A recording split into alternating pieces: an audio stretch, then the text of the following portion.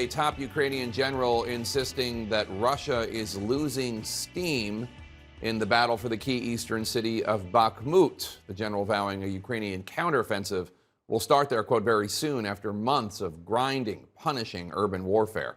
Further south, Ukrainian President Volodymyr Zelensky continues his tour of hotspots today, visiting the recently liberated city of Kherson on what Zelensky calls a mission to restore and rebuild. CNN's David McKenzie is live for us in Odessa, Ukraine.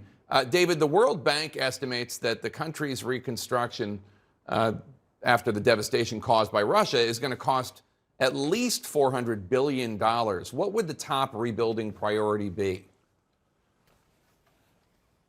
Well, Jake, the top rebuilding priority is everything. You look at that number, $400-odd billion, that's billion, and at least $135 billion of that is direct damage from the relentless strikes of Russians, according to the World Bank. And of course, that number goes up and up as this war drags on. You had that statement coming from that senior commander in the Eastern Front that in Bakhmut and around that area, they have depleted forces significantly, the Russian forces, and he believes, at least, this is one man talking, that there could be a possibility of a successful counteroffensive soon.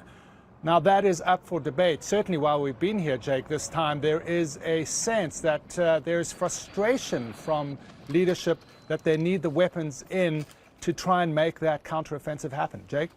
President Zelensky just said in a meeting with the European Council that Ukrainian victory, is possible this year, but that there are key areas of cooperation that are inadequate. What does he mean by that? Well, we've heard President Zelensky going on and on about this, Jake, that he needs more sophisticated weapons. He's said specifically they're looking for longer-range weapons, for more modern aircraft. They've had pledges from Slovakia even today for those older MiG Soviet-era attack craft. But he said he needs better weapons. He put it in an interesting way. He said it's not just months, it's weeks, it's days. And any delay that comes from their European partners could mean, in his words, the enemy getting the momentum. So I think it's a very critical period here in Ukraine. Those weapons from the US, from Europe, those artillery shells are coming in. It's not fast enough for the Ukrainians. Whether that's delay or lag or speed of which it's coming in has a direct impact on this possible counteroffensive. Well, it's too early to say, but you do feel they're gearing up for this fight. Jake? All right, David McKenzie in Odessa, Ukraine, thank you so much. Let's bring in Democratic Senator from Connecticut and member of the Senate Foreign Relations Committee, Senator Chris Murphy. Senator, yeah, you have applauded your Republican colleagues when they came out and disagreed with Republican Florida Governor Ron DeSantis, who said that the fight in Ukraine was a territorial dispute, not in America's vital interests. DeSantis gave another interview in which he declared Putin a war criminal and said that Putin should be held accountable. What did you make of that? I think he's sort of listening to the criticism. I mean, his position is not a mainstream position in America today. Republicans and Democrats in my state still support Ukraine because they do believe there's a connection between fighting the Russians and protecting Ukrainian democracy and protecting our own democracy. So it could be that DeSantis realized he got way out of step with where the broad American electorate is, and he's trying to make up the difference.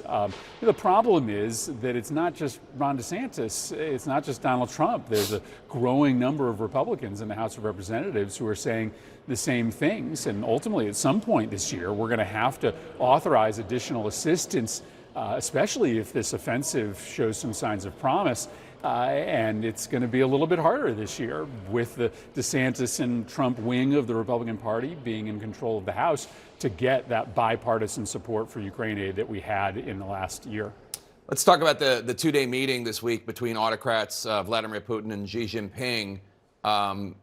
It's clear that wasn't that there's no peace plan that came out of that meeting, even though no meaningful one anyway, even though there was talk of that.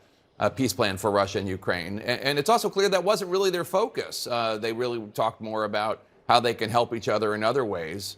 At the same time, I should note, China continues to not promise publicly any lethal aid to Russia to defeat Ukraine. What did you make of that? Well, listen, I think it's a sign of the difficult spot China is in, right? It's very attractive to them to make Russia a client state of China, the reverse of how Mao and Stalin dealt with each other decades ago. And so I'm sure there are those inside Chinese government who are telling Xi, you should give defensive weapons. It creates a 30-year dependency, Russia on China. But he knows the cost that would come if he was to provide the assistance that allowed Russia to make a breakthrough, or if he was providing the assistance that prevented a diplomatic agreement from being achieved. It would be a fundamental break between the United States, Europe, and China at a moment when China's economy couldn't withstand that, right?